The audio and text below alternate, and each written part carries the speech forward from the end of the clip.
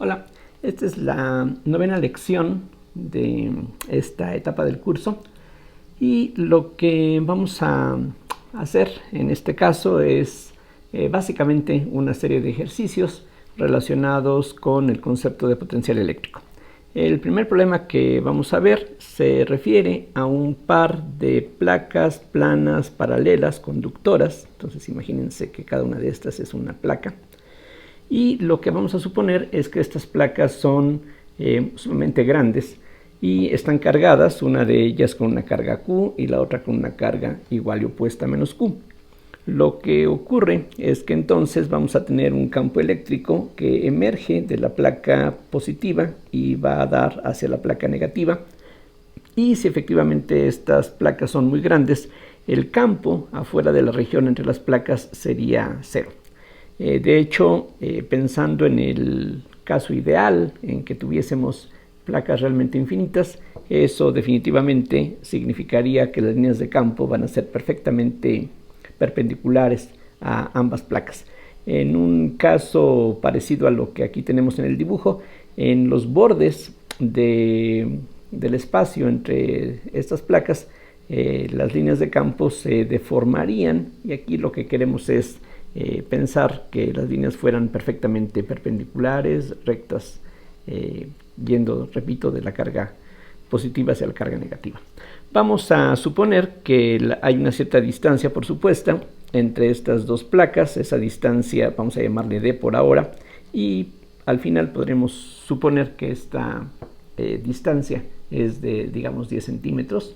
Y vamos a suponer también que si se coloca un electrón entre esas dos placas, no importa exactamente en dónde lo hagamos, vamos a suponer que hay una cierta fuerza sobre ese electrón que tiene, por decir algo, una magnitud de 2.4 por 10 a la menos 14 newtons.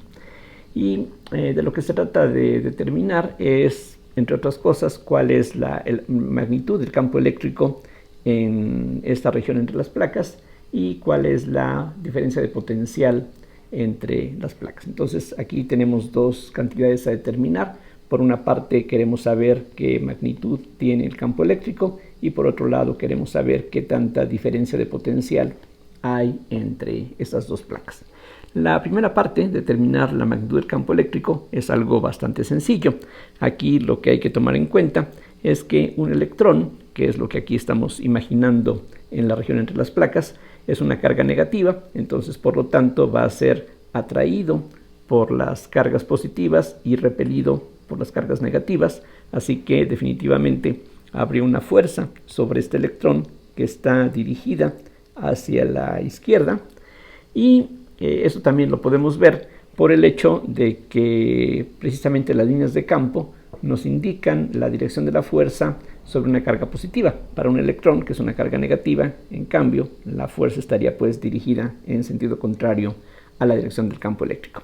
Si nos fijamos nada más en cuanto a magnitudes, la fuerza en magnitud sería igual a la magnitud de la carga por la magnitud del campo eléctrico, o sea que la magnitud del campo eléctrico sería simplemente F sobre Q. Como aquí estamos hablando solamente de magnitudes, la F pues es 2.4 por 10 a la menos 14 newtons y la carga para un electrón en valor absoluto es aproximadamente 1.6 por 10 a la menos 19 coulombs, y el resultado entonces de hacer esta división lo podemos ver de la siguiente manera. Aquí, gracias a la forma como se escogió la magnitud de la fuerza, vean ustedes que, por ejemplo, el numerador se puede escribir como 6 por 0.4, mientras que el denominador equivale a 4 por 0.4, y reuniendo las potencias de 10, lo que tendríamos es 10 a la 5 newtons por coulomb, o lo que es lo mismo, volts sobre metro. Aquí, en cuanto a los números que aparecen aquí en primer factor, vean que esto es aproximadamente 1.5, el 0.4 desaparece, por 10 a la 5 newton sobre coulomb, y repito, estas unidades equivalen a volt sobre metro. Entonces esa sería la magnitud aquí con esta precisión de 2 cifras significativas para el campo eléctrico que aquí existe en esta región. Y ahora podemos determinar cuál es la diferencia de potencial entre las 2 placas de la siguiente manera. Recordemos que la diferencia de potencial que hay entre las 2 placas, aquí vean el potencial, si por ejemplo le llamamos A un punto que se encuentre en la placa positiva y B a un punto que se encuentre en la placa negativa, entonces si delta B lo definimos como el potencial en el punto B menos el potencial en el punto A, por ejemplo, es decir, podemos fijarnos en esa diferencia o en el sentido contrario. Aquí finalmente lo que puede resultar de mayor interés es nada más el valor absoluto de esta diferencia. Aquí, antes de hacer algún cálculo o alguna operación aritmética, notemos que el potencial va a ser más alto en A que en B, por la siguiente razón. Si nosotros quisiéramos transportar una carga positiva, por ejemplo, de B hacia A, una carga positiva, como dije antes, va a sentir una fuerza en la dirección del campo. Entonces, una carga positiva que quisiéramos desplazar de B hacia A sentiría una fuerza repulsiva que va a significar que nosotros tenemos que aplicar una fuerza en contra si queremos realizar ese desplazamiento. Por lo tanto, habría que hacer un cierto trabajo para poder realizar ese desplazamiento. Eso quiere decir que en el punto A habríamos acumulado una mayor energía que la que tendríamos en el punto B, y eso entonces quiere decir, en este caso, que el potencial en A tendría que ser mayor que el potencial en B. Dicho de otra manera, las líneas de campo eléctrico, como regla general, van a ir de donde hay mayor potencial a donde hay un menor potencial. Entonces, eso, digamos, podemos aquí tomarlo en cuenta para futuros ejemplos. Entonces, en este caso, si estamos definiendo el delta B como esta diferencia, el resultado tiene que ser ya de antemano una cantidad negativa, si están las definiciones tal como aquí las hemos supuesto. Entonces, recuerden, la diferencia de potencial se puede calcular como menos la integral de E punto ds a lo largo de la curva que nos lleva de un punto al otro, pero recuerden, esa curva la podemos escoger como queramos, es decir, podemos desplazarnos, inclusive saliéndonos de la región entre las placas y regresando finalmente yendo del punto A al punto B. Aquí no importa la trayectoria que sigamos, de todas maneras el resultado de esta integral de E.ds tiene que ser exactamente el mismo, no importa qué trayectoria sigamos. Entonces, si estamos yendo, repito, de A hacia B, entonces lo que nos conviene es escoger precisamente A y B que estén uno frente al otro, de tal forma que para ir de A a B lo podamos hacer precisamente siguiendo una de estas líneas de campo. Estas líneas de campo, recuerden, es un concepto puramente auxiliar e imaginario, no es algo que, digamos, tenga allí una, que sea algo visible de alguna manera directa. Entonces, aquí, pues, repito, simplemente escogemos los puntos A y B de esta forma, que estén frente a frente. Entonces, lo que podemos hacer es, como decía, desplazarnos perfectamente en una línea recta, por ejemplo, y que esa línea sea paralela a la línea de campo que comienza en A y termina en B. Entonces, eso nos ayuda porque este vector ds, que representa un desplazamiento infinitesimal, pues va a estar en la misma dirección que E. Y en ese caso, recordando que el producto punto de dos vectores es la magnitud de uno por la magnitud del otro por el coseno del ángulo entre los dos, ese coseno sería el coseno de 0 grados. E y ds tendrían la misma dirección, el ángulo entre los dos es 0 grados, el coseno de 0 es 1, así es de que el integrando va a ser simplemente lo mismo que la magnitud de E por ds, pero en este caso la magnitud del campo en toda la región entre las dos placas es exactamente la misma magnitud, así es de que la E se puede sacar de la integral por las propiedades básicas que conocemos de la integración, así es de que lo único que vamos a tener es que esto va a ser igual a menos la magnitud de E por la integral de ds, pero la magnitud del vector ds es la distancia infinitesimal que estamos recorriendo. Esta integral pues representa una especie de suma, entonces lo que estamos aquí haciendo es sumar esos desplazamientos infinitesimales, vamos a decir, de tal forma que esta integral lo que va a representar es la distancia de ir de A hacia B, que es lo que aquí habíamos llamado D previamente, de tal forma que todo esto es igual a menos E por D. Así es de que todo lo que queda por hacer es una operación aritmética. La magnitud de E es 1.5 por 10 a la 5 newtons por coulomb y la distancia en metros es 0.1 metros. De tal forma que esto es igual a menos 1.5 por 10 a la 4 newtons metros sobre coulomb, pero eso es exactamente lo mismo que volts. Entonces aquí lo que tenemos es 1.5 por 10 a la 4 voltios, volts, como lo quieran expresar. Y esa sería entonces la respuesta en cuanto a qué tanta diferencia de potencial necesitaríamos aquí. Eso es todo lo que el problema nos pide, así es de que ya con esto quedaría de esa manera concluido. Vamos a pasar a otro ejemplo. Espero que algo un poquito más desafiante. Esto quizá estuvo demasiado sencillo. Y ahora vamos a pensar en la siguiente situación gráfica. Vamos a imaginar que tenemos una superficie equipotencial.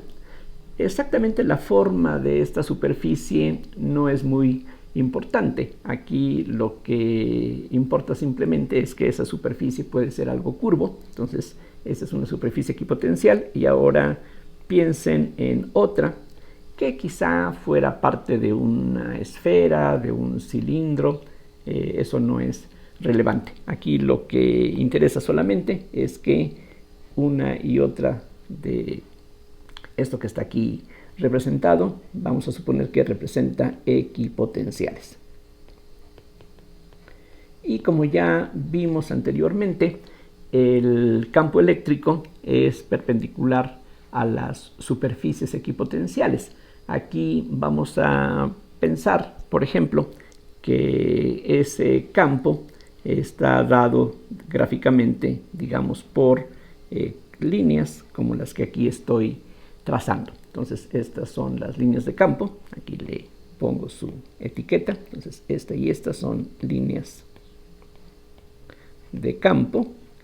Y como mencionaba en el ejemplo anterior, la dirección que tenga el campo eléctrico depende de dónde sea el potencial más grande. Entonces, si por ejemplo le llamamos B a un punto colocado en esta equipotencial que se encuentra más abajo, y le llamamos por ejemplo A a este punto, y de una vez le llamamos C a este otro que está aquí indicado. Entonces lo que ya de inmediato podemos decir es que el potencial en el punto B y el potencial en el punto C tiene que ser exactamente el mismo porque se encuentran en la misma superficie equipotencial, y esos potenciales tienen que ser mayores que el potencial en el punto A, porque precisamente recuerden, si nosotros quisiéramos desplazar una carga positiva, noten, una carga positiva que quisiéramos llevar de A hacia B, esa carga positiva sufriría una fuerza en la dirección del campo. Entonces el campo mismo produciría sobre una carga positiva una fuerza que está en la dirección aquí señalada con el apuntador. Entonces, si quisiéramos ir de A a B, tendríamos que hacer un trabajo en contra de la fuerza eléctrica, y eso entonces significa que en el punto B, al llegar, habremos acumulado una cierta energía potencial debido al trabajo que nos costó realizar ese desplazamiento. Entonces, el potencial en B tiene que ser mayor que el potencial en A. Siempre las líneas de campo van a ir de mayor a menor potencial. Entonces, bueno, eso es lo que tenemos aquí de inmediato de una manera cualitativa. Vamos a suponer que movemos, por ejemplo, un protón. Vamos a cambiar un poquito las cosas. En el ejemplo anterior pensábamos en un electrón. Ahora, para hacer las cosas similares a lo que acabo de mencionar, vamos a imaginar que tomamos un protón y que de alguna forma, eso de decir que lo tomamos, pues suena pues un poquito extraño, pensando que un protón pues es una partícula submicroscópica, aunque no es exactamente una partícula puntual, pero bueno, su tamaño es definitivamente muy pequeño, del orden de unos cuantos femtómetros. Entonces aquí lo que vamos a imaginar es eso. Entonces vamos a suponer que al llevar, digamos, un protón de A hacia B, vamos a suponer que se hace una cierta cantidad de trabajo, digamos 2.8 por 10 a la menos 20 joules. Entonces, al llevar un protón de A hacia B, se hace un trabajo de 2.8 por 10 a la menos 20 joules. Entonces, lo que queremos determinar es cuánto vale la diferencia de potencial que hay entre los puntos A y B. Entonces, lo que queremos saber es la diferencia de potencial. Digamos de nuevo, B de B menos B de A. Queremos determinar qué valor tiene esta diferencia. Entonces, lo que tenemos que hacer pues es bastante simple, porque lo único que hay que tomar en cuenta ahora es que precisamente la diferencia de potencial entre dos puntos cualesquiera del espacio simplemente se define como el trabajo que tenemos que hacer para ir de A a B entre la magnitud de la carga que tendríamos que desplazar. Entonces, en este problema estamos pensando que hay una carga que es un electrón que precisamente queremos desplazar del punto A al punto B. Como decía, en este caso, por tratarse de un protón, es una carga positiva, entonces nos va a costar trabajo realizar el desplazamiento. Exactamente qué trayectoria sigamos para llegar de A a B no es importante, lo que importa es dónde comenzamos, dónde terminamos.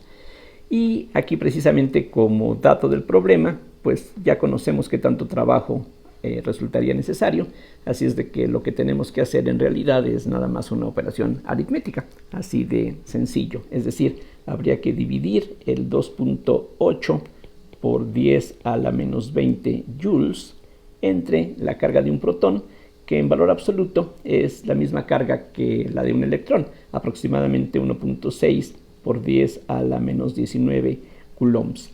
Entonces esto quedaría expresado como 2.8 entre 1.6, y aquí las potencias de 10 las podemos acomodar de inmediato. Pasamos 10 a la menos 19 al numerador, y entonces lo que queda es un 10 a la menos 1, como pueden ver. Joule sobre Coulomb es precisamente un voltio. Entonces aquí lo único que quedaría pendiente es dividir 2.8 entre 1.6, y el resultado es aproximadamente 1.75. Entonces aquí tendríamos 1.75 por 10 a la menos 1 voltios, o también se puede escribir de esta otra forma cómoda, 0.175 voltios, y esa es la respuesta en este problema. Como ya había mencionado, el potencial en los puntos B y C es exactamente el mismo porque se encuentran en la misma superficie equipotencial, y eso entonces quiere decir que la diferencia de potencial que hay entre A y C es exactamente este mismo valor numérico, mientras que la diferencia de potencial que hay entre B y C es 0, lo cual quiere decir que si tomamos cualquier carga, el mismo protón si ustedes gustan, y lo desplazamos de B a C, bueno, si lo hacemos moviéndonos todo el tiempo a lo largo de la misma superficie equipotencial, ahí entonces no haríamos ningún trabajo durante todo el camino, O si hacemos una trayectoria un poquito más complicada, bueno, lo que va a pasar es que en unas partes del recorrido vamos a tener algo así como que la fuerza eléctrica a favor, y en otros casos vamos a tener la fuerza eléctrica en contra, pero el resultado neto del desplazamiento sería que de ir de A a B, de B a C, el trabajo neto que tendríamos que hacer sería exactamente cero. Entonces esa es la respuesta en este caso, y vamos a ver ahora otro ejercicio que de nuevo espero que resulte un tanto más interesante. El siguiente ejercicio tiene que ver bastante con el que vimos al principio de esta lección, pero ahora vamos a imaginar que tenemos dos placas infinitas, más o menos como en el primer problema, pero en este caso vamos a escoger las cosas de esta manera. Vamos a escoger un sistema de ejes cartesianos, y entonces aquí lo que tenemos es, repito, aquí planos infinitos que vamos a suponer que, por ejemplo, son no conductores, aunque esto en este caso no va a ser muy importante. Y vamos a escoger un sistema de ejes cartesianos de tal forma que el eje X sea perpendicular a estos planos, y por ejemplo vamos a pensar que el origen en este eje X se encuentra justamente en el punto medio entre estos dos planos, y digamos que el plano de la izquierda corresponde a X igual a menos 20 centímetros, mientras que el plano de la derecha, digamos que tiene una coordenada X igual a más 20 centímetros. Y lo que vamos a suponer en este caso, a diferencia de lo que ocurrió en el primer ejemplo que vimos arriba, es que vamos a suponer que uno de estos planos, digamos el de la izquierda, tiene una cierta densidad de carga superficial que hemos venido representando con una letra sigma minúscula, digamos de 2 nanocoulombs por metro cuadrado, mientras que la placa de la derecha vamos a suponer que tiene una densidad de carga de menos 4 nanocoulombs por metro cuadrado. ¿Sí? Recuerden, la densidad de carga superficial es carga sobre superficie. Entonces, bueno, aquí son valores aceptables. ¿Qué es lo que ya de inmediato podemos concluir? Bueno, otra vez el campo eléctrico surge de las cargas positivas. Entonces, de la placa de la izquierda vamos a tener líneas de campo que salen en las dos direcciones, salen de la placa, mientras que en la placa de la derecha, por tener una carga negativa, vamos a tener líneas de campo que entran hacia ella. Lo que voy a hacer es dibujar con colores diferentes a estas líneas. Entonces, por ejemplo, para la placa de la izquierda vamos a tener líneas de campo que salen de la placa. Repito, si las placas son infinitas, estas líneas de campo van a ser líneas rectas perpendiculares a los planos, mientras que en la placa de la derecha, por ser negativa, vamos a tener que las líneas de campo terminan precisamente en esa placa, solamente que como en valor absoluto la densidad de carga de la placa de la derecha es el doble del valor de la densidad de carga de la placa de la izquierda. Eso quiere decir que en la placa de la derecha el campo va a ser más intenso que el que se produce por la placa de la izquierda. Entonces, lo que podemos ya de inmediato señalar es que, bueno, van a pasar dos cosas. Mientras que en el primer ejemplo que veíamos en esta lección, el campo eléctrico a la izquierda y a la derecha de la región entre las placas era cero, aquí no va a ocurrir así. Aquí, si nos fijamos en un punto a la derecha de ambas placas, lo que vamos a tener es la superposición del campo que va hacia la derecha procedente de la placa negativa, perdón, de la placa positiva. Entonces esta placa positiva, repito, produce un campo que va hacia la derecha, mientras que la placa negativa produce aquí a la derecha de las dos placas un campo que va hacia la izquierda, pero ese campo es más intenso porque aquí tenemos una densidad que en valor absoluto es mayor. Entonces, la resultante de esos dos campos no va a ser cero, sino que vamos a tener un campo que apunta hacia la izquierda. Y por el contrario, en la región a la izquierda de las dos placas, lo que vamos a tener es que el campo producido por la placa de la izquierda va hacia la izquierda, mientras que el campo producido por la placa de la derecha va hacia la derecha por ser más intenso, y la resultante va a ir hacia la derecha. Es decir, aquí ahora con color negro dibujo las líneas de campo resultante. Entonces a la izquierda de las dos placas vamos a tener un campo que va hacia la derecha. A la derecha de las dos placas, el dominante es el campo producido por la placa de la derecha nuevamente, pero ahora esto va a ir hacia la izquierda. En la región entre las dos placas, ahí no hay duda, el campo va a ir de la izquierda hacia la derecha. De hecho, sería la suma de las magnitudes de los dos campos, ya que en esta región van a tener exactamente la misma dirección. Entonces, eso es lo que tendríamos, digamos, básicamente de forma cualitativa.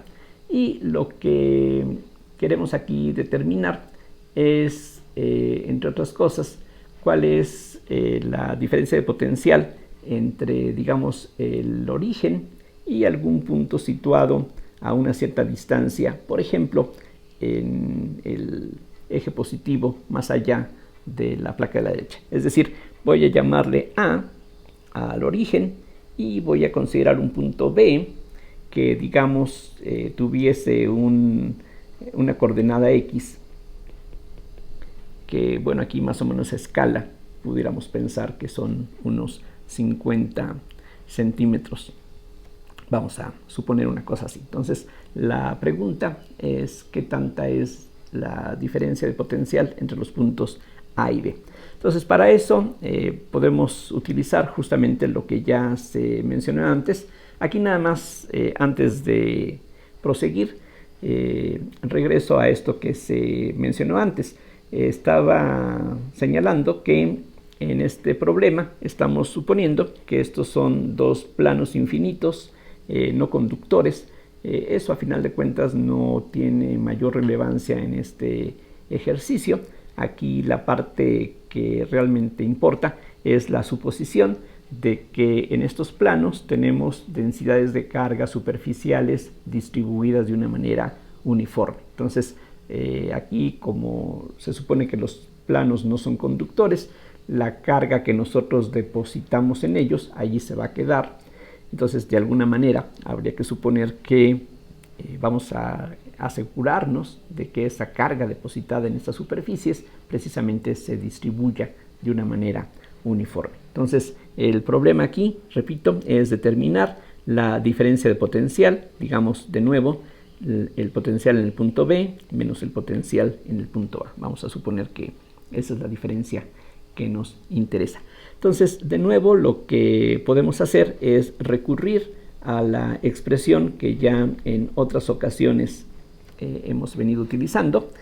Y aquí la novedad es que el campo eléctrico no es constante en todo el recorrido. Es decir, si vamos de A hacia B, la intensidad del campo que hay en la región entre las dos placas es diferente a la intensidad del campo que hay a la derecha de las dos placas. Entonces, eso, digamos, nos va a hacer que, por ejemplo, dividamos este recorrido en dos tramos. Entonces, lo que voy a hacer aquí por conveniencia es a definir un punto C intermedio, y entonces lo que podemos ver es que esto se puede expresar de la siguiente manera. Como menos la integral, voy a ponerlo de esta manera simbólica.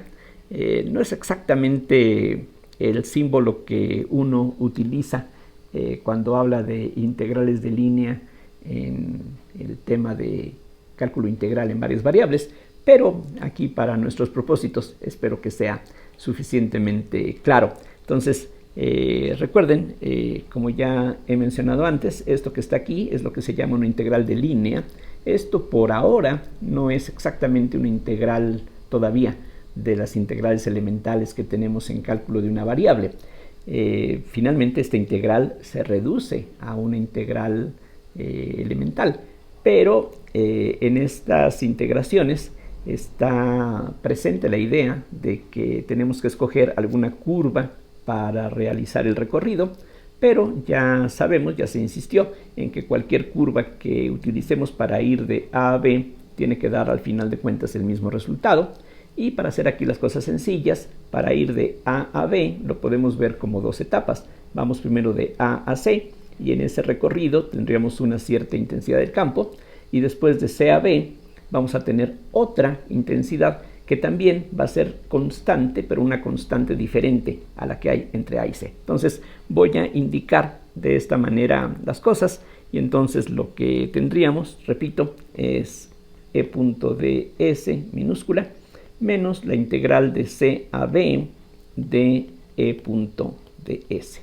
Aquí repito, este ds está representando un desplazamiento infinitesimal a lo largo de la trayectoria, y si vamos en línea recta, ese desplazamiento entre A y C va a estar en la misma dirección que el campo resultante. Así es de que este producto se va a reducir al producto de las dos magnitudes, de tal forma que esto lo podemos escribir así, como menos E1, voy a llamar E1 a la magnitud del campo eléctrico en la región entre las dos placas, y voy a llamar E2 a la magnitud del campo eléctrico en la región a la derecha. Aquí de este otro lado habría también otro campo, E3, que para este problema no nos interesa qué magnitud tiene. Entonces, una vez que utilizamos el hecho de que entre A y C el campo eléctrico tiene una magnitud constante que estoy llamando E1, lo que va a quedar es nada más la integral de ds magnitud, pero la integral de esa, bueno, lo escribo, de este ds va a ser la suma de las longitudes de estos vectores que representan estos desplazamientos, y eso nos va a dar la distancia entre A y C, que de acuerdo con los datos del problema serían 20 centímetros. Ahorita vamos a poner los valores numéricos correspondientes. Ahora, entre C y B, el desplazamiento, vean, estaría en dirección contraria al campo eléctrico. Aquí lo que esperamos es que el campo eléctrico vaya hacia la izquierda, así es de que al calcular este producto punto va a aparecer el coseno del ángulo 180 grados, que es el que habría entre el campo eléctrico y el desplazamiento. El coseno de 180 grados es menos 1, entonces eso nos va a llevar a esto que escribo ahora, más E2, aquí me faltó indicar la trayectoria, CAB de S, y de nuevo estamos aquí hablando nada más de la magnitud del vector ds. ds tiene una dirección, es tangente a la trayectoria, pero la magnitud precisamente representa la longitud de arco que infinitesimalmente vamos avanzando. Entonces esta integral sería la distancia que hay de C a B, que finalmente serían 30 centímetros. Entonces estas integrales no dan mayor problema. Una de ellas son 20 centímetros, la otra son 30 centímetros. Aquí lo que falta por determinar son las magnitudes de los campos E1 y E2, y para eso lo que podemos hacer es utilizar la ley de Gauss, por ejemplo. Sería lo más conveniente para lo que aquí nos interesa. Entonces, para no agregar más líneas a los dibujos que ya tenemos allá arriba previamente, voy a hacer un dibujo similar aquí debajo. Entonces este sería la placa de la izquierda, esta es la placa de la derecha, y para distinguir las dos densidades que existen en estos planos, voy a llamarle sigma 1 a la magnitud de la densidad de carga de la placa de la izquierda y sigma 2 a la densidad de carga de la placa de la derecha. Entonces lo que podemos hacer es utilizar una superficie cerrada, que en este caso conviene que sea una caja con algunas de sus caras perpendiculares al plano que aquí está dibujado, y las otras caras de esta caja vamos a suponer que son paralelas a este plano que está cargado con esta densidad sigma 1. Entonces, como ya mencionaba, aquí lo que esperamos es un campo que emerge de la placa, y si aplicamos la ley de Gauss, lo que tendríamos, bueno, primero, por simetría, lo que esperamos es que el campo en las dos direcciones, hacia la derecha y hacia la izquierda, esto que está aquí representado en color verde, esperamos que tenga exactamente la misma intensidad. Es decir, lo que va a ocurrir es que la integral de E, aquí mejor regreso al color negro para que se aprecie más claramente, entonces la integral de E punto de S,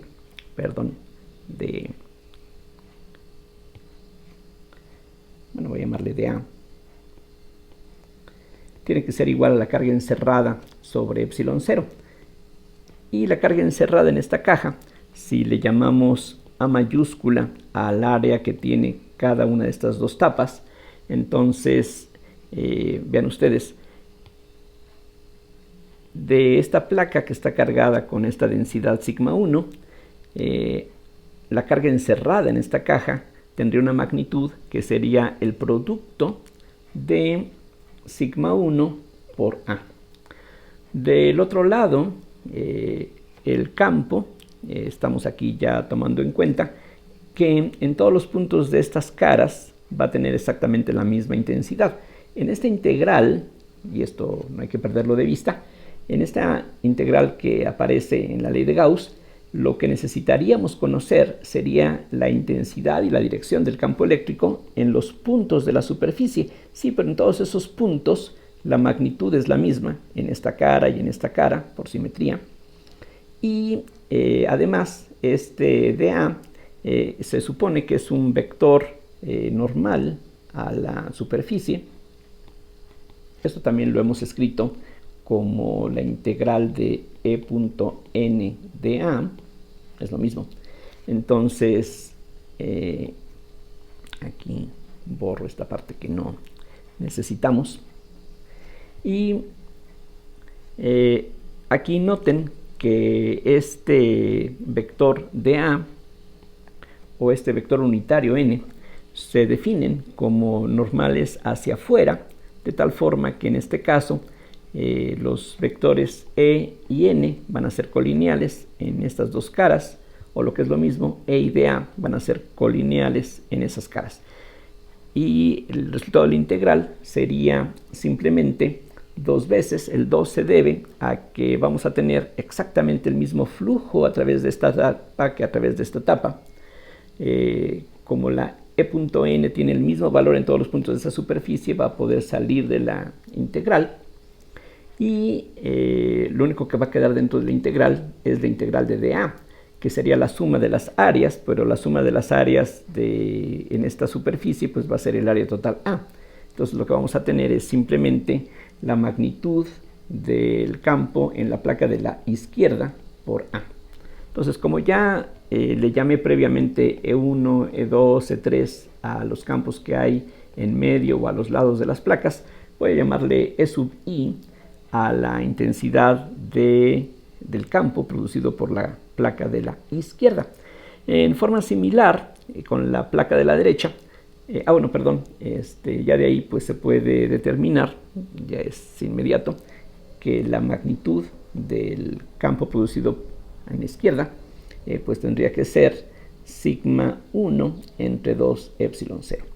Realmente ya no es necesario hacer algo similar en el caso de la placa de la derecha. Es exactamente el mismo análisis, es decir, la única diferencia que vamos a tener es que ahora el campo está entrando hacia la placa de la derecha, y de nuevo lo que conviene hacer es fijarse en una caja, por ejemplo rectangular, y prácticamente todo el análisis que hicimos antes sigue siendo aplicable. Es decir, vamos a tener solamente flujo a través de las tapas que hemos escogido que sean paralelas a la placa cargada. Ahora la única diferencia es que la carga que está encerrada en esta superficie va a tener que ver va a depender de la densidad sigma 2, pero de ahí en más todo el desarrollo va a ser exactamente lo mismo. Entonces lo que vamos a obtener, y creo que no vale la pena hacer todos los pasos en detalle, es que la magnitud del campo de la placa de la derecha sería sigma 2 sobre 2 epsilon 0, con la única diferencia de que aquí lo que va a ocurrir, insisto, es que aquí si gustan inclusive sería prudente ponerle barras de valor absoluto. Ya el hecho de que la placa de la derecha esté cargada negativamente, como se supuso en un principio, aquí ya lo hemos tomado en cuenta con las flechas que indican la dirección del campo. Entonces ya podemos determinar simplemente por superposición cuánto vale la magnitud del campo eléctrico en las regiones que nos interesa. Entonces, por ejemplo, E1 sería la intensidad del campo que hay en la región entre las dos placas, y ahí los dos campos se superponen constructivamente, de tal manera que E1 sería la suma del campo producido por la placa de la izquierda más el campo producido por la placa de la derecha. Y aquí recuerden, E y ED ya están expresadas simplemente como magnitudes. Entonces lo que vamos a tener es que esto es sigma 1 más el valor absoluto de sigma 2 entre 2 epsilon 0. Aquí tenemos un denominador común ya desde un inicio. Entonces esa sería la expresión para el campo E1. En cambio, regresando al dibujo que teníamos antes, aquí arriba se puede apreciar que la magnitud del campo E2, que ya tomamos en cuenta que va hacia la izquierda, esa magnitud sería la resultante de un campo que va hacia la izquierda, que es esto en color amarillo, y un campo que va hacia la derecha, que es el campo en color verde. Entonces la magnitud de E2 sería la magnitud de el campo de la derecha menos el campo de la izquierda. Es decir, aquí vean, las líneas verdes van hacia la derecha, las líneas amarillas van hacia la izquierda. Lo que tendríamos ahí sería que la suma vectorial se convierte en una resta de magnitudes. Entonces lo que vamos a tener es que la magnitud de E2 sería la magnitud del campo del lado derecho menos la magnitud del campo del lado izquierdo. Todo esto se podría también escribir de una manera, si ustedes gustan, más precisa, utilizando por ejemplo vectores unitarios y cosas así. Sí, efectivamente, pero bueno, aquí la idea es digamos guiarnos más por lo que los dibujos nos dan, y con eso bueno, uno puede obtener la respuesta correcta.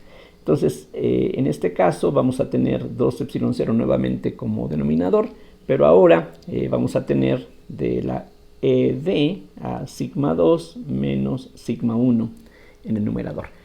Regresando al primer problema que vimos antes, en el primer problema se suponía que las dos placas tenían exactamente la misma magnitud de carga, el mismo valor absoluto, y nada más diferían en signo. Eso significaría que sus densidades de carga serían iguales en valor absoluto, pero diferentes en signo. Entonces, si eso lo aplicamos aquí en este caso, si en valor absoluto sigma 1 y sigma 2 son iguales, ven que esta diferencia es 0, y eso explica por qué en el primer problema se señaló que afuera de la región entre las placas el campo sería 0, mientras que en la región en medio de las dos placas lo que vamos a tener son dos contribuciones exactamente iguales. Ya para concluir, lo que queda por hacer es nada más sustituir los valores que aquí ya hemos obtenido, y el resultado sería algo como esto. La diferencia de potencial entre los puntos A y B sería menos la magnitud de E1, o sea, sigma 1 más el valor absoluto de sigma 2 sobre 2 epsilon 0. Aquí lo que estoy haciendo es regresar a esas expresiones. Entonces aquí sería menos E1 aquí ya solamente estamos hablando de la magnitud. Esto es una cantidad positiva, recuerden. Esta integral, como dije, representa el recorrido, la distancia entre A y C, que son en este problema 20 centímetros. Aquí lo voy a poner de esa manera explícita. Y después, con signo más, aparece la magnitud de E2. La diferencia de signo, recuerden, tiene que ver con la diferencia de la dirección que tiene el campo eléctrico. Entonces ahora aparece la E2, que tiene precisamente esta magnitud. Entonces tendríamos más sigma 2 menos sigma 1 sobre 2 epsilon 0 por la distancia que hemos recorrido, para ir de C a B, y esa distancia son 30 centímetros. Entonces todo esto hay que multiplicarlo por 30 centímetros. Ya la parte final pues sería, bueno, aquí se puede, si uno gusta, hacer dos cosas, ya sea factorizar sigma 1 para un par de términos y el valor absoluto de sigma 2 para el otro par, y después hacer la aritmética, o directamente calcular las sumas y restas que aquí están indicadas para efectuar la operación que finalmente se requiere hacer. Vean que todo lo que queda es simplemente una cuestión aritmética, y el resultado finalmente, bueno, se va a poder expresar en volts. Aquí recuerden, sería necesario traducir estos centímetros a metros. Ya las sigmas están dadas en términos de nanocoulomb sobre metro cuadrado. Entonces eso pues nos va a dar aquí, ya con las unidades de la epsilon 0, las unidades adecuadas para una diferencia de potencial, que repito, por definición son los volts. Y bueno, esa sería pues esencialmente la solución de este ejercicio. Para no prolongar mucho esta lección, voy a concluir pues en este punto, y vamos a continuar en la siguiente viendo algunos otros ejemplos que espero resulten más interesantes. Bueno, hasta luego, muchas gracias.